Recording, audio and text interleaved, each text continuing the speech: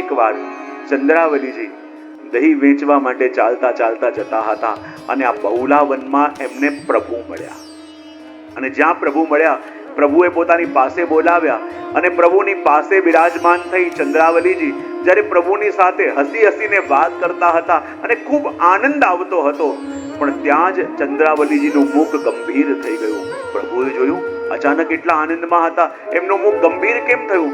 જોયું તો ચંદ્રાવલીજીના સાસુ સામેથી ચાલતા ચાલતા આવતા અને ચાલતા ચાલતા સાસુમાં આવતા હતા અને ચંદ્રાવલીજી ડરી ગયા કે જો આ જોઈ જશે તો મારી ખેર નથી. બોલે કરવું શું? અને કેવા એ વખતે પ્રભુએ એવી લીલા કરી કે પોતે વાઘનું સ્વરૂપ ધર્યું અને ચંદ્રાવલીજીને ગાયનું સ્વરૂપ ધારણ કરાયું. અને જ્યાં પેલા ઘરડા સાસુમાએ વાઘને જોયું, આવ્યા હતા લાકડી લઈને અને ભાગ્યા પીટી ઉષાની જેમ. એવા દોડ્યા ઘરે જઈને ઉભા રહ્યા અને એવા ડરવા લાગ્યા બધા કે આટલા બધા હાંફો છો કેમ? એટલે શું કરું, વનમાં ગઈ અને મને વાઘ દેખાયો. અને એમના દીકરાએ કહ્યું, હું તો પહેલા જ કહેતી હતી ખોટી રીતે તમારા વહુ ઉપર સંશય ન કરો અને એનું જ ફળ તમને મળ્યું છે કે વાઘ તમને મળ્યો. અને ત્યારે જ્યારે ચંદ્રાવલીજી આવ્યા તો એમણે ક્ષમા માંગી અને કહ્યું, જો તારા ઉપર પ્રભુની એટલી બધી કૃપા છે તો પ્રભુને એટલી વિનંતી કર કે મને અંત સમયમાં એમના દર્શન જરૂર આપે. અને ત્યારે પ્રભુ ત્યાં પધાર્યા અને પ્રભુએ એમને વચન આપ્યું અને કહેવાય કે આ દેહ ત્યાગ કરીને એમનો ઉદ્ધાર થયો. એ આ જ સ્થાન છે. અહીંયાથી આપણે આગળ ગયા અડિંગ તરફ, અને અડિંગ તરફ ગયા ત્યાં માર્ગમાં તોષ નામનું ગામ આવે છે. કયું ગામ? તોષનું એક નામ થાય છે સંતોષ. કે અહીંયા જ્યારે પ્રભુ ગાયોને લઈને આવતા અને ગાયો અહીંયા જલ પીતી તો એમને બહુ સંતોષ થતો, એટલે પણ આ ગામનું નામ તોષ. અને બીજું કહ્યું કે અહીંયા પ્રભુના એક સખા જેનું નામ છે તોક સખા, એનું પણ ગામ છે. અને કહેવાય તોક સખા એ સખા છે જેણે પ્રભુને નૃત્ય કરતા શીખવાડ્યું. કઈ કલા શીખવાડી પ્રભુને? નૃત્ય કરતા. આ એમનું ગામ છે. અને અહીંયા પ્રભુ એમના સખાઓ સાથે જલ ક્રીડા કરતા. એ ગામ છે. આગળ ગયા જીખીન ગામ આવ્યું અને જીખીન ગામથી આગળ આપણે હવે આગળ આવ્યા તો આગળ રાર નામનું ગામ આવ્યું. કયું? આ બધા સાંભળ્યા છે ગામ નામો? રાર. રાર કોને કહેવાય? કોઈ કલહ થાય યા કોઈની સાથે આપણે હટ કરીએ યા કોઈની સાથે આપણે ઝઘડો કરીએ એને શું કહેવાય? કાહે કો રાર મચાઈ કે રાર. તો અહીંયા કહેવાય ને કે વજમાં આ રાર નામ કેમ પડ્યું? રાર સમજો, કાહે કો રાર મચાઈ. અને એટલા માટે કહ્યું આ રાર શબ્દ કેમ પડ્યું કે જે વાઘ અને બહુલા ગાય વચ્ચેનો કલહ થયો હતો, કહેવાય એનું સમાધાન અહીંયા થયું હતું, એટલે એનું નામ રાર ગામ પડ્યું. અને આગળ જઈએ તો આગળ ગામ આવે જેનું નામ છે જ્યોતિ બસોતી ગામ. ખાલી બોલીને બતાવો મને ગામનું નામ. જ્યોતિ બસોતી ગામ કહેવાય. આ ગામ બે સખીઓના નામ પર પડ્યું છે. જ્યોતિ એટલે જશુમતી અને બસોતી એટલે વસંતી. આ બે સખીઓ હતી અને આ બે સખીઓના નામના ઉપરથી આ ગામનું નામ જ્યોતિ બસોતી પડ્યું. અને કહેવાય જે જસુમતી નામની સખી હતી એમણે પ્રભુને મેળવવા માટે આ જ સ્થાન ઉપર તપ કર્યું હતું. અને જે બસોતી સખી હતી, અહીં સુંદર કદમનું વૃક્ષ છે અને એક કહેવાય કદમના વૃક્ષ ઉપર ઠાકોરજીના મુકુટ અને બંસીના ચિહ્નો આજે પણ બિરાજે છે. મુકુટ અને બંસીના ચિહ્નો પ્રગટ આજે આ સ્થાન પર બિરાજે છે.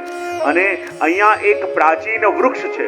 જો વ્રજની અંદર છે ને જે રાજધારીઓ છે, તો આ જે લીલા જે તિથિમાં પ્રભુએ આ ગામોમાં કરી, ત્યાંના સ્થાનિક જે મંડળી છે એ જ દિવસે એ જ સ્થાનમાં એ લીલાઓ આજે પણ ત્યાં કરે છે.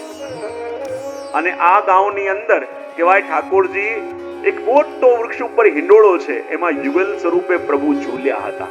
અને ક્યારેક તમે ભજના ઇન્ટિરિયર જાઓ ને તો નિશ્ચિત તિથિએ આ બધી લીલા ત્યાંના રાજધારી અને ત્યાંના બધા ગામના લોકો એ દિવસે ભેગા મળે, ત્યાં એ જ રીતે ઝૂલો બાંધે છે આજે પણ. અને એ દિવસે એ જ રીતે આ સ્થાનમાં ઠાકોરજી અને સ્વામીજીના સ્વરૂપોને પધરાવીને આજે પણ એ જ રીતે હિંડોળા ઝુલાવે છે. કારણ કે પ્રભુની લીલા નિત્ય છે અને અખંડ ચાલી રહી છે. તો અહીંયા દર્શન આપણે કર્યા અને અહીંયા દર્શન કરી આગળ આપણે અડિંગ ગામ પર આવ્યા. અને અડિંગ ગામ એ છે કે અહીંયા પ્રભુએ અરિષ્ટાસુરને માર્યો હતો અને અરિષ્ટ નામથી બી નામ આ અડિંગ થયું એમ કહેવાય છે.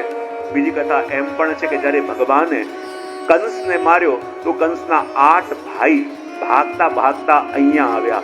એનો પીછો દાઉજીએ કર્યો અને દાઉજીએ એમને માર્યા એટલે અરી દુશ્મનો એનો ગ્રહ કર્યો એટલે અરિગ્રહ નામથી પણ અડિંગ નામ અપભ્રંશ થઈને પડ્યું એમ કહેવાય છે. અને બીજો ભાવ એ પણ છે કે અહીંયા પ્રભુએ ગોપીજનોને અડીને દાન લીધું માટે પણ નામ અડિંગ છે.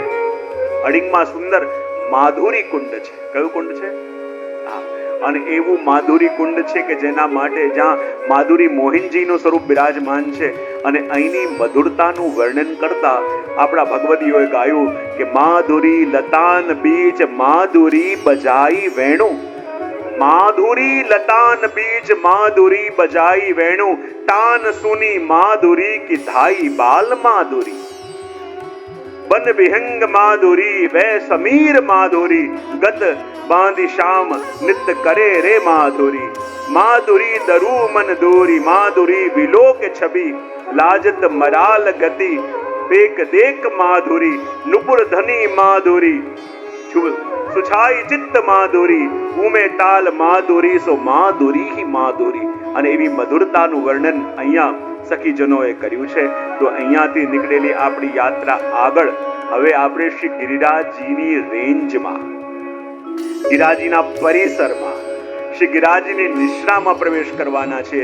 તો અહીંયાથી નીકળેલી આપણી યાત્રા આગળ રાધાકુંડ કૃષ્ણકુંડ તરફ જઈ રહી છે.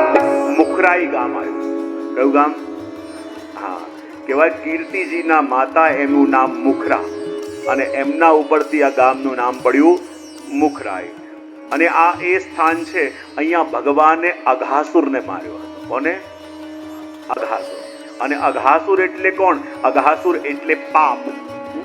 અને ભગવાને એ પાપને માર્યો હતો. અને અઘાસુરનું વર્ણન મને ધરાધોષ્ટો, એક હોઠ એનો નીચે અને એક હોઠ આકાશમાં. કહેવાય પાપનો ફેલાવો કેટલો, બોલે પૃથ્વીથી લઈને. અને ભગવાન એના મુખમાં પધાર્યા અને મુખમાં જઈને એને માર્યો. કહેવાય જ્યારે બહુ પાપ ફેલાવો થઈ જાય ત્યારે શું કરવું? મુખમાં પ્રભુના નામને લેતા રહ્યો. અને મુખમાં પ્રભુનું નામ લઈએ અને મુખમાં પ્રભુનું નામ આવે તો કોઈ પણ પાપ હાવી થઈ શકતું